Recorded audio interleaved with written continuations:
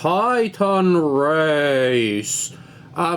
It may seem strange to see the word Titan on a box so tiny. This is, in fact, a game about titans, about gigantic monsters that are, well, racing. It's a very strange problem. It's a fantasy race where the players take on the role of fantasy riders, such as this one, and they are controlling gigantic monsters, gigantic at least in the world of the story, as in fact on the table these titans are represented by very teeny tiny monsters. It's a filler, definitely plays up to 6 players, competitive filler, low level of complexity, and revolves around, at the core, a roll and move engine. You roll dice to determine how many spaces you'll be able to roll, but luckily enough there are more options and there's more flexibility in the system than in the first roll and move games that come to mind, such as Chutes and Ladders or Candyland. Let me show you how Titan Race works.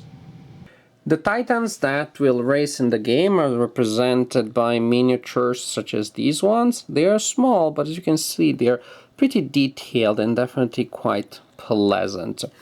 The titans are also represented by stats. Each has a specific unique board. This guy has this board here with a health track. You have a health token there. When you lose health, you move it that way. When you recover, that other way. And when it goes down to 0, the titan is knocked out, and for the time being cannot do anything. Basically, being knocked out means that you lose a turn. You skip a turn. There's also a lap track here. Each time that you lap around the board, you keep track of that by moving this token. Tells you that you completed a lap. The first player to complete 3 full laps, basically start the 4th one, is the winner of the game. You can also play slightly differently by, instead of having a single board that you're racing on and then you're lapping around, you can exit one side and start again from the opposite side. You can use some of the boards and create a multiple and create a race track that is a single extended race track. You don't have to lap around the same one many times. Back to us, each character also has a card that represents the individual ability of that character, and simply you can play that once per turn. You flip it face down as a reminder that you use it for that turn. You flip it face up back next turn. The map, I already mentioned it briefly. Briefly, especially important, the fact that the map is infinite. You can exit from one side and you come back on the... If you exit from there, you come back from there, and you come back on the opposite side. If I exit from here, then I come back here. If I exit from this column here, then I'll pop up back here. And I have one more lap under my belt now. So, each map is slightly different, the landscape is different, and each map has some effects that are common to other maps and some that are unique.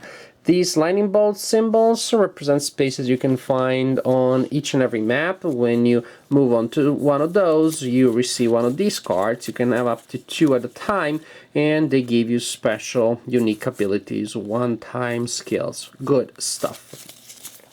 Each map, however, also has unique symbols, like the fire here. So when you move on to that one, you simply lose a health points, and different maps will have symbols that work differently. This one, for example, activates the spaces around it with blasts of fire that will damage everybody who is in there. Here we have the ice that affects movement, so different areas work in different ways. The maps are point-to-point, so you simply follow a neck of paths, which is not all that easy to see there, but basically each point, each location is connected to 6 other ones in a regular fashion. There are game effects, as I mentioned, that will affect locations around you. Adjacent are all locations that are simply 1 space away from your monster. Then there are 3 spaces ahead of you that count as ahead of you for game purposes in terms of the way game effects work and are triggered. And then the 3 spaces behind you count as, well, guess what? Behind you. Now, how does this work? At the beginning of the game, the first player rolls a number of dice which is equal to the number of players.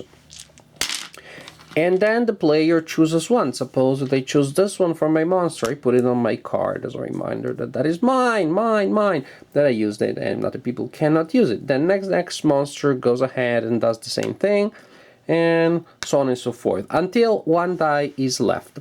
So there is a component here of getting your opponents that come after you stuck with dice that they may not want, so that they get pushed in locations where they may not want to be, but the last die is not used, so you cannot do that every single time. When there is only one die left, then the other dice are collected and you roll again. So it doesn't become too mechanical, but there is an element of getting the next player screwed because what do you leave on the table? So you simply roll the dice, pick one up, and resolve the effect. Your special ability, you can use it before or after movement, not during. So what are the game effects? This one, super simple. You simply move ahead by 2 spaces, 1, 2. This one, you move diagonally, right or left, by 3 spaces, and all 3 moves had to be in the same direction. You cannot do 1 and 2. So 1, 2, and 3. Here, you move forward and then diagonally forward by 1, and then diagonally right or left by 1. You don't have to move right as the dice seem to imply, or you can move diagonally first, right or left, and then forward. It's a really good move. I like it a lot.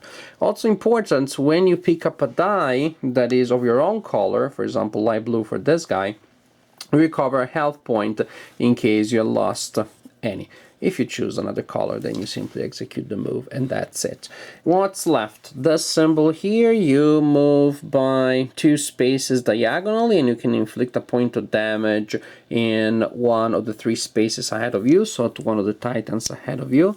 This one, you move a space forward, and then you drop a trap behind you. Right behind you. Again, it can be done before or after movement. Traps are represented by the symbol here, and simply enough, when an opponent enters an area with a trap, the trap is disabled and the opponent loses a health point. The opponent, I should say another titan, because if you're playing with teams and a partner of yours enters the trap still triggers and your partner still suffers the consequences. Then we are left with this symbol here, which means it's a wild symbol, so you can choose the effects of any of the other 5 symbols, but then as a price for getting that flexibility there, you also lose a health point. One last thing, but it's pretty important. If you move into an area that contains an opponent, for example, if I'm from there, boom, and I move there, you displace the opponent, so the opponent simply moves in the same direction that you were moving. You displace the opponent, and the opponent loses a health point for having been pushed, which can actually trigger chain reactions in case an opponent you move gets on to move another opponent, and so on. And in that case, every opponent that gets pushed in that manner loses a health point. Pushing is pretty important because it allows you to weaken the opponents, but also simply because it allows you to place the opponent in locations where they may suffer further consequences later, where it is convenient for you that they be, so you can use certain game effects, and so on and so forth. This is in essence the game. You run around a single board, or you run on a track made of 3 boards. That can be any combination of the available boards, and the first player to complete the race is the winner of the game. So definitely a filler game, not one that I hate, but not one that I like particularly.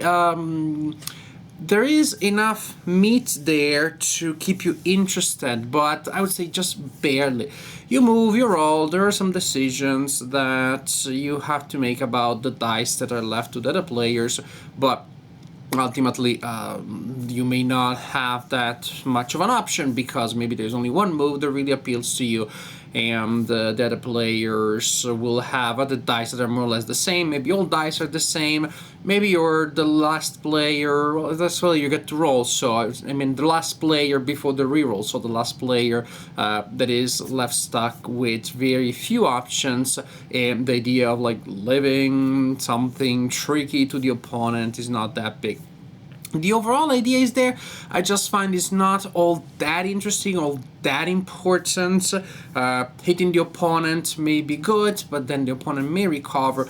So ultimately, players will just go for whatever benefits them, and they will try to slam each other and cause some ruckus around the board as they go. But pretty much the choices that you have to make, the next best move is fairly obvious. Again, it is a game that is pretty short, so it doesn't overstay its welcome, most likely. It's just that this welcome is nothing all that remarkable. It's a little too linear to me, a little too obvious, I would say. I don't mind games that are simple and obvious, but somehow this one has enough theme to make me want more. It is not an abstract game, it's not a super elegant game, so that I'm happy with the simplicity, with the economy. There is theme, there are components that are attractive, if very small. It makes me want more, and the game doesn't have more to offer really than to move, hit somebody, maybe use a card, roll again, repeat. It feels a little too basic, feels a little too repetitive. I would say strange enough is between the most basic games, which I like, say stuff like Zombie Dice or Martian Dice, really the most basic games that I would play and be happy with, and more complex, more meaty games. It is somewhere in between, so it kind of doesn't taste really like either of them. It hints at both, but to me, the overall result is not all that interesting. Again, it's not a terrible game. I would prefer to play this than to be whipped, I guess. There are also a couple of other unpleasant experiences that I would prefer to avoid if the option was to play this game instead. But as for games, there are just many other ones, even in the filler category, that are just a little more attractive to me, more appealing, more engaging. Again, even when it comes to the very simple, very linear, very easy to grasp. The replay value is very good because you have many monsters, different effects, different maps, but if you don't like gameplay all that much, which is, for example, in my case, then the experience of replaying the game is not all that appealing to start with. It's not that bad, but it's really not that good. Again, it's somewhere in between. Maybe a notch above the meh, more like a category, but not like the wow category. Somewhere between wow and meh. I would say, yeah, the reaction is probably the one that I believe captures how I feel about this game. Titan Race.